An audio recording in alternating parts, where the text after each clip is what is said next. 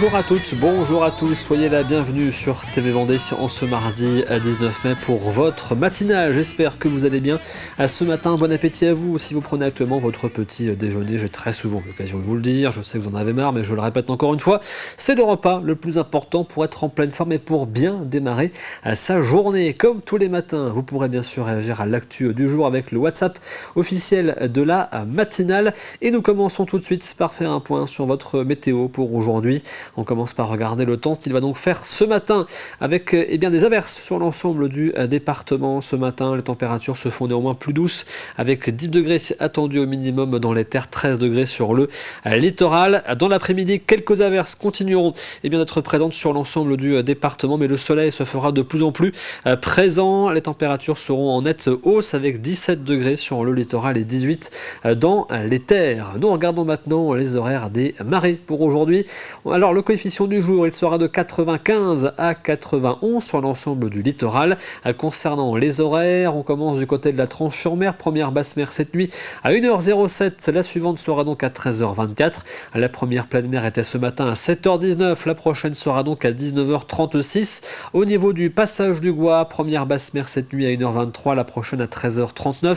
La première pleine mer, c'était ce matin à 6h48, la suivante sera donc à 18h58.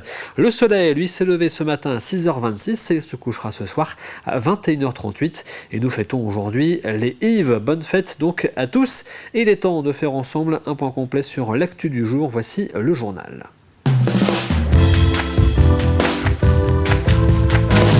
Nous commençons ce journal avec un incendie peu commun au Sable d'Olonne cette nuit. Le feu a pris dans un camion-benne effectuant le ramassage des déchets du tri sélectif peu avant 2h du matin. Les 20 mètres cubes de déchets en flammes ont été déposés sur la voie publique afin de faciliter l'intervention des 13 sapeurs-pompiers mobilisés. Ils ont ainsi pu éteindre rapidement cet incendie à l'aide de 2 lances. Il n'y a eu aucun blessé. Dans la nuit du samedi 9 au dimanche 10 mai dernier, plusieurs individus ont sillonné les rues de Saint-Gilles-Croix-de-Vie en taguant de nombreux bâtiments. Plus de 60 façades de commerce, bâtiments publics, immeubles, mais aussi d'habitations ont été dégradées. Des actes de vandalisme qui ont révolté la municipalité qui a porté plainte, tout comme la plupart des victimes. Une enquête a été ouverte par le parquet des Sables d'Olonne et confiée à la gendarmerie nationale. 3 suspects ont déjà été identifiés et auditionnés et un 4e doit être entendu prochainement. La mairie de Saint-Gilles-Croix-de-Vie a rapidement engagé des travaux de nettoyage et appelle les victimes qui ne l'auraient pas encore fait à porter plainte. Là, clairement, c'est un acte de vandalisme gratuit. On dégrade le patrimoine commun, on dégrade les biens privés, les murs du cimetière, le mobilier urbain. C'est gratuit, c'est du vandalisme à l'état pur. Donc voilà, moi je suis allé déposer plainte en tant que maire de la commune. Les gens sont allés déposer plainte aussi. Et on espère que les auteurs seront retrouvés, identifiés et qui pourront répondre de leurs actes. En croisant plusieurs informations, dont une partie provenant de la vidéoprotection communale, on a pu identifier un groupe de 5 personnes, dont 3 d'entre eux commettaient les tags. On a pu identifier l'un d'entre eux, puis les 2 autres. 2 d'entre eux ont déjà été entendus et ont reconnu les faits. Le 3e demeure en dehors du département, il va être entendu prochainement. Ce n'est qu'à l'issue de cette 3e audition que le parquet des Sables d'Olonne décidera de la nature des suites à donner. En tout état de cause, ils vont être poursuivis à minima pour des tags. Donc s'ils encourent une amende délictuelle jusqu'à 15 000 €. Et si la qualification est élargie, on peut encourir une peine de jusqu'à 5 ans de prison et 75 000 € d'amende. Vous l'avez sans doute remarqué si vous faites régulièrement le trajet entre La Roche-sur-Yon et Montaigu-Vendée. La 4 voies, la D763, est en travaux depuis plusieurs semaines. Des travaux importants de réfection de la chaussée portés par le conseil départemental qui peuvent provoquer des ralentissements. La dernière phase de ce chantier vient de démarrer et prendra fin le 29 mai. Elle concerne la portion située à proximité de la commune de Belvigny. Ces travaux étaient nécessaires au vu de l'état de la chaussée sur cet axe qui est l'un des plus fréquentés en Vendée, avec 29 000 véhicules par jour, dont près de 2000 poids lourds. Le préjudice, petit ralentissement, puisqu'on l'entend, on le lit, les gens mettent un petit peu plus de temps, c'est un peu normal. Par contre, les sorties sont globalement préservées. Si toutefois elles n'étaient pas... Alors on a de la chance d'avoir des sorties qui sont assez rapprochées. Donc quand il y a une sortie qui est fermée, eh bien écoutez, il y a juste on indique, de toute façon, pour retrouver la voie qui leur correspond. On a eu la chance d'avoir des sorties assez rapprochées, assez peu de nuisances à ce niveau-là.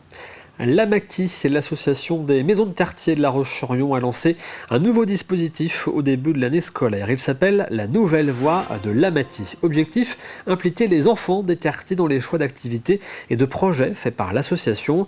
Pour cela, chaque maison de quartier est représentée par 2 enfants délégués et 2 sous-délégués. Ils se réunissent tous les 2 mois afin d'échanger sur leurs idées et leurs envies pour leur maison de quartier. La dernière réunion date le 6 mai dernier afin de préparer la grande fête d'été. Élise Blanchard a pu assister à cette réunion pour nous. Garance et Jayden sont délégués de leur centre de loisirs. Tous 2 endossent ce rôle avec enthousiasme et représentent la voix des enfants au sein de la Nouvelle Voie de l'AMAQUI. Le fait d'être délégué, ça consiste à répéter ce qu'on va faire aux autres de la classe. J'aime bien faire ça, aider les autres, préparer des choses pour les autres. Parfois on est d'accord et parfois on n'est pas d'accord. Parfois on est d'accord parce qu'on aime bien les mêmes choses et des fois on n'est pas d'accord parce que aussi peut-être qu'on n'a pas envie de les mêmes choses et on fait des votes. La NVA est un nouveau dispositif mis en place en ce début d'année scolaire. Son objectif, permettre aux enfants de s'exprimer, de donner leur avis et de participer activement aux projets pensés pour eux tout au long de l'année. L'objectif, c'est de pouvoir entendre et impliquer les enfants correctement dans leur vie, car oui, ils sont au centre de loisirs et on a un système de garde, mais pour autant, ça reste leur vie et leur moment de vie. Donc c'est important qu'ils aient leur mot à dire, même en vacances. L'AMAQUI, on est là pour développer aussi tout l'axe citoyen des enfants, donc c'est pour ça qu'on a fait des votes et c'est pour ça qu'on leur donne la parole. C'est pour pouvoir leur montrer qu'ils ont aussi une place dans notre société, même si là, c'est une micro-société d'enfants. Ils ont quand même une place et que leur voix compte réellement. Réunis en assemblée tous les 2 mois, les délégués des 5 centres apprennent peu à peu à se connaître. Ensemble, ils échangent leurs idées et construisent des projets communs. Au début, c'était un peu particulier. On les a placés comme à cette séance où justement, il fallait qu'ils se mélangent un petit peu pour éviter qu'ils restent en groupe. Et on a fait des petits jeux de connaissances et de cohésion comme on peut faire au début de vacances dans nos groupes d'enfants. Donc là, on les a vraiment fait se rencontrer, se connaître. Et finalement, vu qu'ils ont fait une campagne et qu'ils savaient ce qui les attendait, en fait, ils étaient là en partie pour représenter leur centre et du coup pour débattre et vraiment se réunir. Donc il n'y a pas eu de problème plus que ça, parce qu'ils savent pourquoi ils sont là. Un travail collectif qui prendra tout son sens lors de la grande fête de cet été, où tous pourront découvrir le résultat de leur engagement. Nous restons à La Roche-sur-Yon avec la première édition d'Entretemps, un événement gratuit et ouvert à tous autour de la danse qui s'est tenue place des Victoires. Imaginé par la compagnie Agnane, les habitants étaient invités à se réunir autour d'ateliers de danse pour tous les âges. La manifestation s'est déroulée avec le soutien de la ville et des maisons de quartier, des Pyramides et Jean-Yol. Une seconde édition est déjà programmée pour 2028. C'est vrai que c'est pas une activité du quotidien qui va leur être proposée, des ateliers de danse. Donc nous, notre envie, c'était de pouvoir amorcer ça avec eux. Mais dans cette idée de créer du lien, pas de venir, on va dire, donner quelque chose, mais plus de partager quelque chose. Parce que les habitants des quartiers, ils ont aussi leur culture. Donc comment est-ce que les danses de chez eux peuvent venir aussi nourrir les ateliers que nous, on peut donner. Donc il y a toujours cette envie de discussion. Mais effectivement, de ramener la culture là où elle n'est pas vraiment présente au quotidien, c'était aussi une de nos envies. Direction les Sables d'Olonne maintenant. Récemment, un artiste de rue s'est vu interdire de jouer par la police municipale alors qu'il se trouvait sur le Remblai. Une interdiction qui nous a amené à nous poser plusieurs questions. Quelles sont les règles à suivre pour les artistes de rue? Peut-on s'installer comme on le souhaite dans l'espace public? Faut-il une autorisation? Et si oui, à qui la demande-t-on? Pour y répondre, Grégoire de Châtillon s'est rendu aux Sables d'Olonne afin de comprendre le cadre dans lequel les artistes de rue peuvent évoluer. Alors qu'ils déclamaient de la poésie au pied de l'horloge, un comédien s'est vu dernièrement interdire de jouer par des policiers municipaux. Qu'en est-il de la liberté d'expression artistique aux Sables d'Olonne? Où se trouve la limite ici pour les artistes de rue? Le poète interdit était pourtant un habitué du Remblai depuis des années. Il distribuait seulement des vers, sans scène et sans micro. Lorsque un artiste intervient sur le domaine public, il doit demander une autorisation à la mairie. Et cet artiste n'avait pas demandé d'autorisation, c'est la raison pour laquelle la police municipale a fait son travail. La plage serait-elle alors, contrairement au Remblai, un espace de liberté sans autorisation pour les artistes? Zarpeau, connu comme le jardinier de la plage, a lui carte blanche. Ce monsieur vient avec son râteau, fait un dessin, on ne va pas l'autoriser. Et puis, il fait ça toujours, d'ailleurs, à marée basse, il fait ça dans une situation qui ne pose aucune difficulté. Notre idée, c'est évidemment d'autoriser des artistes de rue, mais de les autoriser à condition que ça ne pose pas de difficulté en termes de fluidité. Vous voyez, il y a beaucoup de monde ici. En termes de tranquillité publique, parfois en termes de sécurité publique.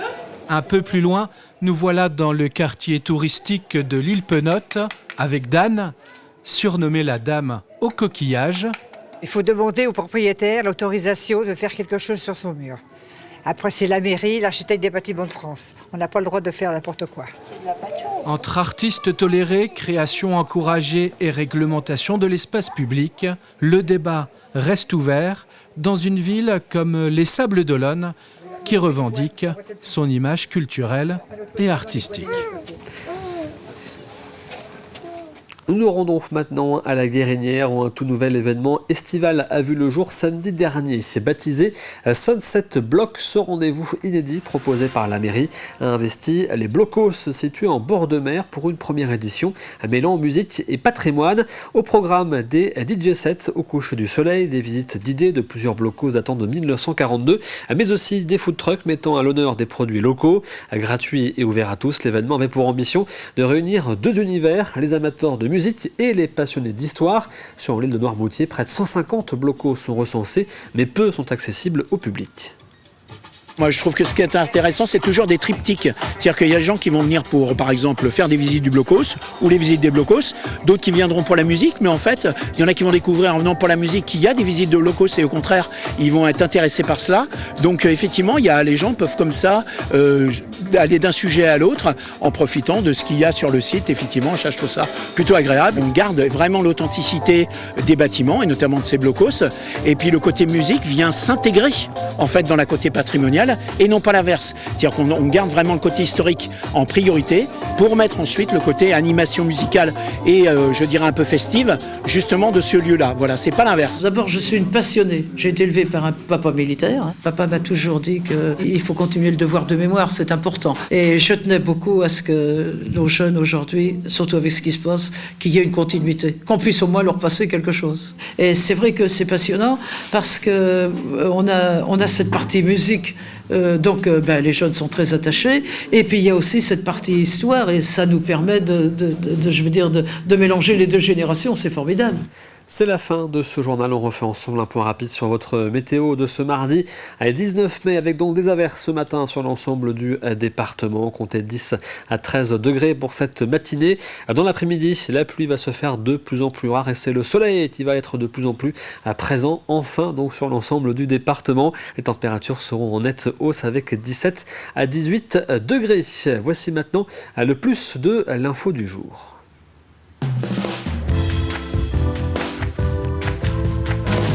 Et le plus de l'info est consacré aujourd'hui à la grande course ULM qui a pris son envol le 6 mai dernier depuis la Vendée. Ils sont partis de l'aérodrome Montée du Saint-Georges. Regardez.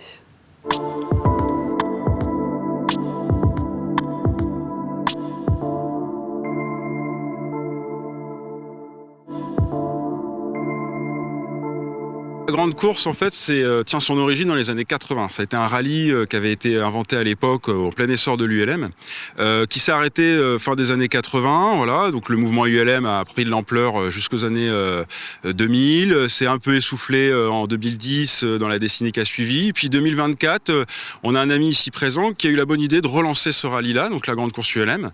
Ça a été une édition en 2024 qui avait fait participer une trentaine de pilotes. En suivant, j'avais participé à l'époque, j'avais trouvé judicieux de renouveler le rallye, de le maintenir dans le temps, de le pérenniser. Donc ce qui voulait dire en fait de créer une association, de la structurer, qui a été affiliée à la Fédération française du ULM. Comme vous pouvez voir, il y a beaucoup de différentes machines. La catégorie ULM, c'est une catégorie qui est limitée par un nombre de passagers. On est maximum 2 personnes à bord. Une question de poids. À l'époque, c'était 450 kg. Maintenant, ça diffère un petit peu. Les poids ont été relevés. Parfois, ça va jusqu'à 550, je crois. et une limite de puissance jusqu'à 100 chevaux. Au-delà, on n'est plus dans la catégorie ULM, on est de l'aviation certifiée, mais tout l'intérêt de la catégorie ULM, c'est d'avoir des petits engins avec un peu de danger pour les tiers et beaucoup de liberté. On est donc sur un rayon autour de Montaigu-Saint-Georges, l'aérodrome ici, autour de 200 km et qui englobe plus de 80 pistes. Donc quand on dit pistes, faut comprendre qu'en France, on a une multiplicité, une diversité de pistes différentes avec des plateformes aéronautiques soumises à autorisation, parfois avec des agents de contrôle qui vont répondre à la radio, d'autres des simples bases ULM qui vont être homologuées avec des gestionnaires de clubs qui ont répondu présent quand on a fait les demandes, et parfois des pistes privées qui ne sont pas nos cartographiées, qu'on ne peut pas avoir, mais nous qu'on a été chercher en activant le réseau dans la région, dans les Pays de la Loire, qui est assez riche en pistes privées, des gens qui nous font confiance et qui ont permis de proposer ces pistes privées-là. Et en suivant, sur les 2 derniers jours, on a cette grande facilité en France, et ça, il faut la préserver, c'est de pouvoir créer des terrains occasionnels. Des terrains occasionnels, c'est quoi? C'est une piste qui n'est pas prévue à cet effet. Sauf qu'en France, la réglementation nous permet de le faire pour les ULM. Donc il suffit d'avoir l'aval, l'autorisation du propriétaire de la parcelle, qui va être un champ, cultivé ou non en tout cas, qui va être assaini pour poser les aéronefs, ou un simple prêt à vache qui n'est pas utilisé pour l'occasion.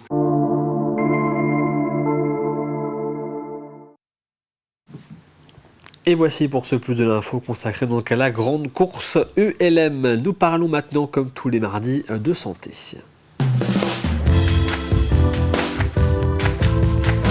Et cette semaine, Hôpital Mode d'Emploi est consacré au service d'oncologie. Le seul service en Vendée est basé sur le site de La Roche-sur-Yon au centre hospitalier départemental.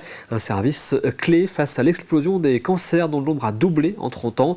Avec près de 10 000 passages en hôpital de jour en 2024, ce service assure une prise en charge massive et spécialisée des patients vendéens. Cancer du sang, digestif, gynécologique ou encore urologique. Les patients y bénéficient d'un parcours complet qui va du diagnostic aux soins post-cancer, grâce notamment à un plateau technique de haut niveau.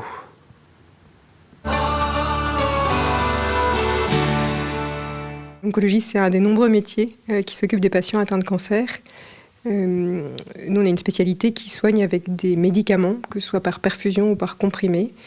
Et puis en fait, notre spécialité, elle a surtout à cœur d'accompagner les patients qui vivent avec un cancer, de guérir parfois, ou de faire en sorte de vivre au mieux avec la maladie.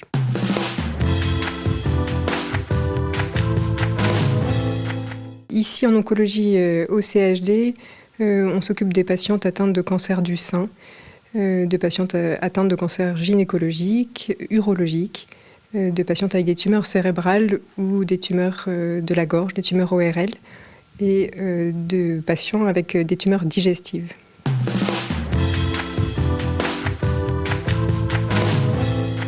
Les traitements dédiés au cancer, il y a des traitements de chimiothérapie qui peuvent être soit en comprimé, soit en perfusion. Et puis aujourd'hui, on a beaucoup de traitements assez variés dans leur mode d'action, qu'on appelle immunothérapie, qui se passe en perfusion, qu'on appelle des thérapies ciblées en comprimé ou par perfusion. Voilà, c'est essentiellement nos traitements. On a aussi des traitements anti-hormonaux. Sont décidés en réunion, ce qu'on appelle des réunions de concertation pluridisciplinaire. Et on rassemble autour de la table nous-mêmes oncologues, des médecins chirurgiens, des radiothérapeutes et puis également des radiologues, des médecins anapathes, à la fois pour être certains du diagnostic avec plusieurs corps de spécialité et puis pour décider du traitement le plus adapté. Et c'est ainsi qu'on peut s'adresser au sein de l'établissement les patients et que les patients peuvent bénéficier à la fois de traitements médicaux en oncologie mais aussi de radiothérapie sur place dans le service de radiothérapie.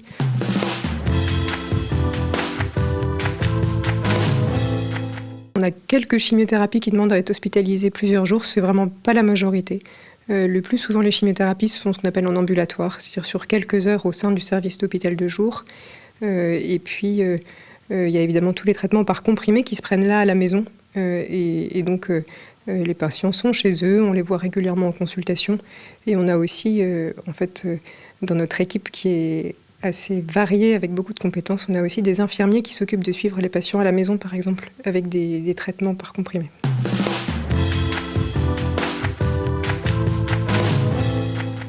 il y a énormément de métiers et puis chacun a un rôle important auprès du patient. C'est vrai que l'oncologie, c'est pas un métier qu'on peut faire tout seul et ça, c'est peut-être une chance parmi d'autres. On travaille beaucoup avec l'équipe d'infirmiers, infirmières qui eux-mêmes ont plusieurs spécialités, d'accompagner pendant les traitements ou au cours de l'hospitalisation en cas de complications. On travaille aussi avec des kinés, diététiciens, assistantes sociales, une belle équipe de psychologie. On travaille avec une socio-esthéticienne, on travaille avec un coach sportif. Et puis on travaille tous les jours avec nos collègues secrétaires qui ont aussi un rôle très important, les cadres du service. Et puis au-delà du service, on a aussi des liens réguliers, presque quotidiens, avec d'autres spécialités dans l'hôpital pour s'occuper ce qui s'appelle de façon multidisciplinaire des patients. Et voici pour ce nouveau numéro de Hôpital Mode d'Emploi en collaboration avec les hôpitaux de Vendée. Il est temps pour nous de passer à l'extrait du jour. Et l'extrait ce matin, c'est Effervescence, votre rendez-vous culture tous les mardis sur TV Vendée. Aujourd'hui, Catel Lejeune nous emmène aux écuries d'Arpaillange à Grosbreuil à la rencontre de Dorothée Aubry, fondatrice de ces écuries et artiste équestre. Et donc dès le début, vous, dans votre carrière et dans votre formation, vous avez tout de suite eu envie de faire du spectacle en particulier. Quelles étaient vos premières envies ? Les premières envies, c'était l'équitation artistique. L'équitation à la française. Donc je l'ai découvert grâce au cheval ibérique et grâce à des écuyers portugais chez qui j'allais faire des stages assez régulièrement. Et c'est ce qui m'a emmenée ensuite vers le spectacle. Et donc après, dans votre carrière, vous avez fait la rencontre de Patrick Julien, qui est pas très loin autour de nous. Oui.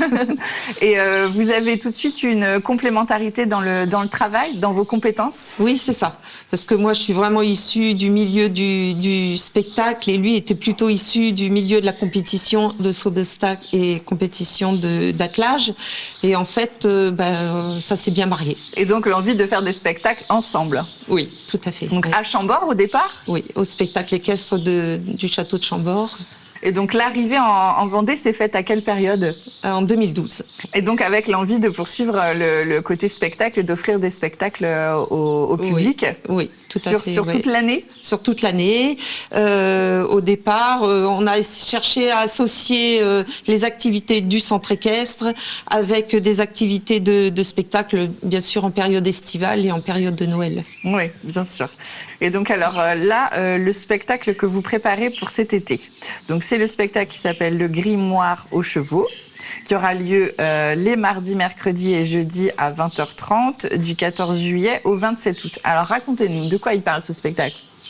Alors ce spectacle a été écrit par Jacques Ravelot-Duparc, avec qui on travaille depuis quand même déjà une dizaine d'années maintenant. Et qu'on connaît bien en Vendée. Oui, bien sûr. Et en fait, on arrive à nous tous, on donne les idées, Jacques les écrit et les met en scène. Donc ce spectacle parle de l'évolution du cheval par rapport à l'homme depuis la nuit des temps, on va dire, jusqu'à nos jours. Mais on va rechercher le côté sentiment. On va pas rechercher le côté prouesse, exactement. Donc, et on aborde un petit peu toutes les phases de l'équitation grâce au spectacle, mais sur le côté rapport humain-chevaux. Et voici donc pour ce numéro d'Effervescence que vous retrouvez aujourd'hui sur TV Vendée avec l'écurie d'Arpaillange et Dorothée Aubry. Il est temps maintenant pour nous de passer au café cuisine de la semaine.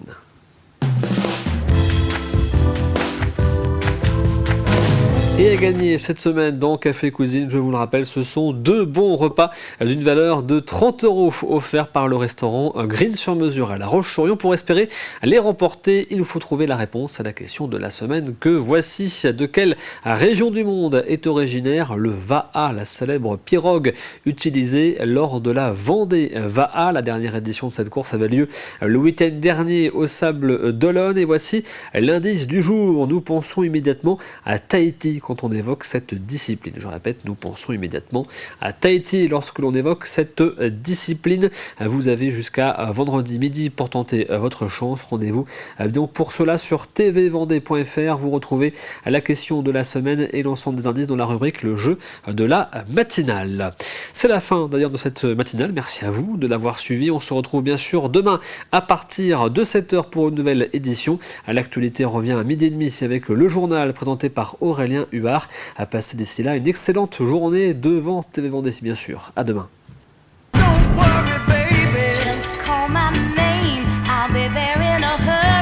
You don't